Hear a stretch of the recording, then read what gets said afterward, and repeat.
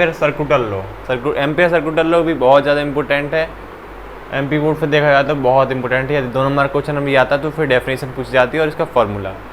तो इसकी डेफिनेशन कहती है it state that the line integral of magnetic field. इसकी डेफिनेशन से हम इसका फॉर्मूला बनाने वाले, तो ध्यान से देखना है आपको। It state that the line integral, तो line integral of magnetic field. Line integral of magnetic field का मतलब क्या है? लाइन का मतलब क्या हो जाएगा? यहाँ पर लेंथ हो जाएगा। और इसका लाइन इंटीग्रल मतलब कि इसका इंटीग्रल करना है ओवर ए क्लोज लूप। क्लोज लूप के लिए मैंने यहाँ पर एक का लगा दिया, ये क्लोज कर दिया। क्लोज मतलब क्या है कि यहाँ पर क्लोज लूप है, 3D शेप में है। तो line integral of magnetic field, magnetic field के लिए यहाँ पर क्या ले लिया मैंने? बी ले लिया। और क्या करना है इसे? लाइन, मतलब लाइन में किसको? लेंथ लेना। तो लेंथ में क्या आ गया? DL आ गया। तो इतना हमने कर लिया कि stated that line integral of magnetic field over a close loop is equal to, तो इक्वल टू लगा दिया mu naught time, equal to mu naught time current enclose. Current के लिए यहाँ पर I लिख दिया। तो ये हमारा फॉर्मूला होता है किसका? एम्पेयर सर्कुटल लॉ का।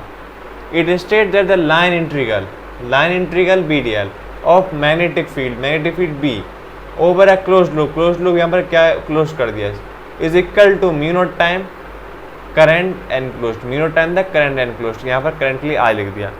तो इस डेफिनेशन से हमने फॉर्मूला तैयार कर लिया कि एम्पेयर सर्कुलर लॉ होता क्या है, उसकी फॉर्मूला क्या होता है। तो समझ में आया होगा आपको। तो इसका पूछा क्या जाता है? डेफिनेशन 2 नंबर में पूछ ली जाती है और उसका प्रूफ पूछा जाता है। तो अब देखते हैं इसका प्रूफ क्या होता है। आपको इतना समझ में आया होगा, तो इसका प्रूफ करते हैं। तो प्रूफ कैसे होगा वो देखते हैं।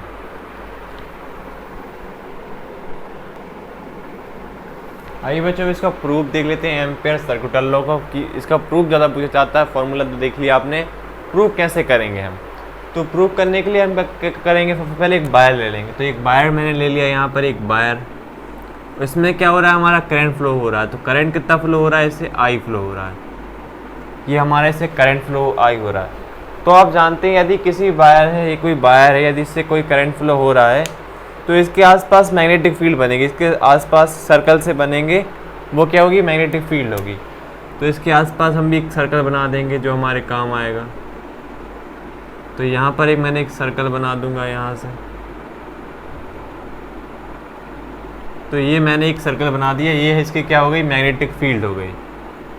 ये क्योंकि इसमें करंट फ्लो हो रहा है तो आपको पता है उसके सराउंडिंग में मैग्नेटिक फील्ड प्रोड्यूस हो जाती है। तो let a wire carrying current I then magnetic field develop around it. यही बात कही गई, यदि कोई वायर है उसके आसपास यदि करंट फ्लो हो रहा है तो क्या है? उस पर एक करंट I है, उसके आसपास मैग्नेटिक फील्ड प्रोड्यूस हो जाती है। And in the form of concentric circle. और कैसे होती है कॉन्सेंट्रिक सर्कल? आप जानते हैं कि जिसका सेंटर एक होता है, उस पर बहुत सारे सर्कल बनना चालू हो जाते हैं। इसी तरह हमारी मैग्नेटिक फील्ड बनती है, एक सेंटर होता है, उसके बाद सर्कल बनना चालू हो जाते हैं। तो इसी तरह ये बनना चालू हो गई। तो यहाँ पर मैंने एक ही सर्कल लिया है। अब क्या करेंगे हम? जैसे कि हम फर्स्ट चैप्टर में करते आ रहे थे, वो कहाँ पर, वो गॉस लॉ के बाद क्या है उसकी एप्लीकेशन आपको पता होगा। वहाँ पर क्या होती थी? हमारी गॉसियन सरफेस होती थी। इस तरह डॉट डॉट में लेते थे, उसके बाद उसको क्लोज कर देते थे। इसी तरह यहाँ पर भी हमारी कौन सी होगी? एम्पीरियन लूप होगी। एम्पीरियन लूप होगी। तो यहाँ पर भी हम क्या करेंगे? या फिर गॉसियन सरफेस लेते थे, यहाँ पर ये भी एम्पीरियन लूप लेंगे। और ये एम्पीरियन लूप यहाँ पर कहाँ से लेंगे? जो हमने अभी यहाँ पर जो फील्ड बनी हुई है उसी को हम एम्पीरियन लूप बना लेंगे। इसी तरह जो हमारी एम्पीरियन लूप क्या हो गई? ये इसको एम्पीरियन लूप बना लेंगे। आपको पता होगा यदि आप फर्स्ट चैप्टर पढ़ के आ रहे हैं, तो जैसे गॉस लॉ होती, गॉस सरफेस है, गॉसियन सरफेस होती थी, उसी तरह हमारी क्या होती है? एम्पीरियन लूप भी होती है। तो ये मैंने इसको एनक्लोज कर लिया यहाँ पर। तो ये हमारी एम्पीरियन लूप बन गई। और इसकी रेडियस कितनी है हमारी वायर से? इसकी रेडियस कितनी है हमारी वायर से? वो R है। तो इतना हमने यहाँ से कर लिया। अब क्या करेंगे? हम इसमें कैलकुलेट करेंगे। तो कैलकुलेट के लिए आप पता है आपको फिजिक्स में क्या करना पड़ता है? छोटा सा पार्ट लेना पड़ता है। तो यदि मैं यहाँ पे छोटा सा पार्ट लूँ, कितना आ जाएगा? DL आ जाएगा। तो यहाँ से मैंने छोटा सा पार्ट DL ले लिया। तो यहाँ से जो हमने पार्ट लिया वो DL हो गया। अब देखिए यहाँ से जो B बन रहा है, मतलब कि मैग्नेटिक फील्ड बन रही। तो मैग्नेटिक फील्ड की डायरेक्शन क्या होगी? आपको पता होगा। यदि मैं यहाँ से कोई सर्कल बना लेता हूँ, ये मैंने सर्कल बना लिया, ये मैंने यहाँ से एक सर्कल बना लिया। और यदि मैं इसके लिए मैग्नेटिक फील्ड की डायरेक्शन फाइंड करना चाहता हूँ, तो यदि मैं यहाँ से क्या करूँगा? मान लो मैंने यहाँ पर कोई पॉइंट बना दिया, तो यहाँ पर मैं क्या करूँगा? उस पर टेंजेंट ड्रॉ करूँगा। तो टेंजेंट ड्रॉ यहाँ पर मैंने करूँगा तो ये इसकी डायरेक्शन हो जाएगी। ये टेंजेंट ड्रॉ हो गई। और यदि मैं इस पॉइंट के लिए फाइंड करूँ तो यहाँ पर टेंजेंट ड्रॉ कर दूंगा, ये इसकी डायरेक्शन हो जाएगी। और यदि मैं इस पॉइंट के लिए फाइंड करना चाहूँ, यदि मैं इस पॉइंट के लिए फाइंड करना चाहूँ तो इसकी तरह यहाँ पर टेंजेंट ड्रॉ हो जाएगी, इस तरह से इस पर टेंजेंट ड्रॉ हो जाएगी, ये इस पर टेंजेंट ड्रॉ हो जाएगी, इसकी डायरेक्शन ऐसी हो जाएगी। मतलब कि एक पॉइंट पे यदि फाइंड करते हैं तो उस पर टेंजेंट ड्रॉ कर देते हैं। तो इतना आपको समझ में आया होगा कि कैसे हम डायरेक्शन फाइंड करते हैं। तो आप क्या करेंगे, यहाँ पर हम इस पर भी टेंजेंट ड्रॉ करना चालू कर देंगे। तो टेंजेंट ड्रॉ करेंगे इस पॉइंट पर, यहाँ से टेंजेंट ड्रॉ करूँगा इस पॉइंट पर। तो टेंजेंट ड्रॉ कैसे कर दूंगा, मैं सीधी कर दूंगा ऐसी, ये हमारी टेंजेंट हो गई, ये हमारी टेंजेंट हो गई, ये हमारी किसकी, बी की डायरेक्शन हो गई, ये हमारी बी की डायरेक्शन हो गई, ये हमारा डी एल तो है ही, ये हमारी बी की डायरेक्शन हो गई। तो यदि आप यहाँ पे देखें जो हमारा डी एल था वो भी कैसा था, इसी डायरेक्शन में था, मतलब डी एल था वो भी स्मॉल पार्ट लिया था तो वो भी इसी डायरेक्शन में था।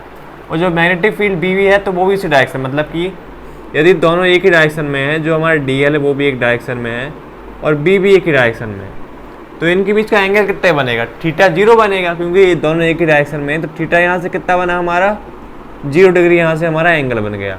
तो सिंपल है, अब हमको कुछ नहीं करना है, अब सिंपल हम कैलकुलेट करना है। तो आपको फॉर्मूला पता है क्या होता है, हमारा बी डॉट डी एल होता है। तो यदि मैं डॉट प्रोडक्ट को खोलूँ तो क्या से क्या जाएगा, B D L cos theta आ जाएगा। और थीटा आप जानते हैं, अभी हमने देख लिया थीटा कितना है हमारा, यहाँ से 0 डिग्री है। तो थीटा 0 डिग्री यहाँ से पुट कर देंगे, तो थीटा यदि 0 डिग्री यहाँ से पुट करेंगे तो कितना आ जाएगा, B dot D L. Theta 0 कितना होता है हमारा, कॉस 0 कितना होता है हमारा, 1 होता है। तो कॉस 0 1 हो जाएगा, तो ये कॉस थीटा तो यहाँ से हट जाएगा, बचेगा कितना बना, बी डी एल। यहाँ से मैग्नेटिक फील्ड तो कांस्टेंट होगी, यहाँ पे क्या डी एल का हम इंटीग्रेशन कर देंगे। तो यदि मैं यहाँ से इसका इंटीग्रेशन करूँ, इसका डी एल का, तो डी एल का इंटीग्रेशन क्या हो जाएगा हमारा, जैसे आपको पता है यदि हम डी बी का करते तो क्या हो जाता था, हमारा इंटीग्रेशन भी आ जाता था। और डी एल का करेंगे तो क्या जाएगा हमारा इंटीग्रेशन एल, मतलब कि एक स्मॉल पार्ट लेते हैं लेकिन इंटीग्रेशन का करते हैं स्मॉल, छोटे छोटे पार्ट को। इंटीग्रेशन मतलब क्या होता है, छोटे छोटे पार्ट को आपस में जोड़ देना। तो यदि हम इसका इंटीग्रेशन करते हैं तो छोटे छोटे पार्ट मिला के एक बड़ा पार्ट आ जाता, जो कि हमने एक्चुअल हमारा पार्ट था। तो यदि हम डी एल की इंटीग्रेशन करेंगे, और डी एल इंटीग्रेशन के साथ क्या करना पड़ेगा, यहाँ से हमको लिमिट पुट करनी पड़ेगी। तो लिमिट कैसे पुट करेंगे, देखिए यहाँ पर एक सर्कल है तो इसकी एक सर्कमफ्रेंस होगी। सर्कमफ्रेंस आप क्लास 10 में पढ़ के आए होंगे। जैसे कि यदि आप कोई धागा ले लें और इसके आप एक सर्कल बनाएं, तो वो धागा जो सर्कल जैसा शेप ले रहा है वो धागा उसका क्या हो गया, सर्कमफ्रेंस हो गया। और उसका फॉर्मूला क्या होता है हमारा, 2 पाई आर होता है। तो सर्कमफ्रेंस का फॉर्मूला क्या होता है हमारा, 2 पाई आर होता है। तो उसकी लिमिट कितनी हो जाएगी हमारी, 0 से 2 पाई आर हो जाएगी, 0 से 2 पाई आर हो जाएगी। क्योंकि यहाँ पर भी हमारे कुल मिला के बनते क्या है, मैग्नेटिक फील्ड में सर्कल बनते हैं। तो इसकी लिमिट कितनी हो जाएगी हमारी, 0 से 2 पाई आर हो जाएगी। तो सिंपल है, अब यहाँ पर इंटीग्रेशन करनी है। तो b और dl का कितना हो जाएगा, l हो जाएगा। और इसकी लिमिट कितनी है, 0 से 2 पाई आर है। तो इसको हम पुट कर देते हैं। तो b की वैल्यू कितनी आ जाएगी हमारी, यहाँ से कितनी आ जाएगी हमारी, 2 पाई आर, और यहाँ से माइनस में 0, तो 0 हट जाएगा। तो b की वैल्यू कितनी आ जाएगी, b और 2 पाई आर आ जाएगी। इतना हमारा आगे, इतना आपको समझ में आया होगा। अब क्या करेंगे, यहाँ से हम डायग्राम को मिटाएंगे। तो b 2 पाई आर आ गया। अब आपने यदि बायो-सेवर्ट लॉ की एप्लीकेशन नंबर 3 देखी है तो आपको पता होगा मैग्नेटिक फील्ड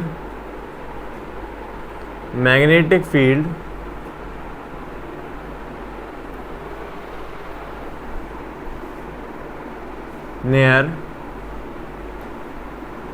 मैग्नेटिक फील्ड कौन से near the centre of wire, near the centre of wire. यदि आपने बायो-सेवर्ट लॉ की तीसरी एप्लीकेशन देखी है तो near the centre of wire से आपको फॉर्मूला पता होगा। यदि नहीं पता है तो लर्न कर लीजिएगा, इसके लिए यूज आएगा। तो B2 mu naught I upon में कितना आता है, 4 पाई आर। ये हमारे magnetic field near the centre of wire वाला फॉर्मूला होता है। यदि आपको पता है तो अच्छी बात, नहीं पता है तो लर्न कर लीजिएगा। तो अब हम यहाँ से क्या करेंगे, जो 2 म्यू नॉट 4 पाई और 2 पाई आर है, इसको हम क्या इक्वेशन 2 नाम दे देते हैं और इसको हम इक्वेशन 1 नाम दे देते हैं। तो अब b की वैल्यू हम इसमें पुट करेंगे तो लिखेंगे पुट सेकेंड इन फर्स्ट। जो सेकेंड है उसको हम फर्स्ट में पुट कर देंगे। तो देखिए यहाँ से हमारा जो क्या था, यहाँ से जो एक इक्वल टू में चल रहा था, ये वाली वैल्यू मैं यहाँ पर लिख देता हूँ b डॉट डी एल, और यहाँ से मैं b की जगह ये वाली वैल्यू पुट कर देता हूँ। तो क्या जाएगी हमारी 2 म्यू नॉट आई अपॉन में कितना आ जाएगा, यहाँ से इस पे अपॉन में कितना 4 पाई आर है और इसके में कितना है 2 पाई आर। तो यहाँ ऊपर कितना आ जाएगा हमारा 2 पाई आर आ जाएगा। तो यहाँ से आप देखें पाई आर से पाई आर कैंसिल और 2 से 2 कैंसिल, यहाँ पर कितना हो जाएगा 2 और ये वाले 2 से हमारा ये वाला 2 कैंसिल हो गया। तो ऊपर कितना बचा हमारा म्यू नॉट आई बचा। तो यहाँ से हमारा फॉर्मूला आ गया कितना, इसको फॉर्मूले को हम यहाँ पर लिख देते हैं। फॉर्मूले को हम यहाँ पर लिखेंगे अच्छे से। तो फॉर्मूला कितना आ गया हमारा b डॉट डी एल का, b डॉट डी एल का फॉर्मूला कितना आ गया, बाकी सब तो कट गया। यहाँ से कितना बचा म्यू नॉट आई, ये हमारा इसका फॉर्मूला बचा और ये आपको पता है ये हमको लाना था। तो ये हमने एम्पियर सर्किट लो यहाँ से ख़त्म कर लिया। सिंपल प्रूफ था, आप समझ में आया होगा। अब देखते हैं हमारा नेक्स्ट टॉपिक।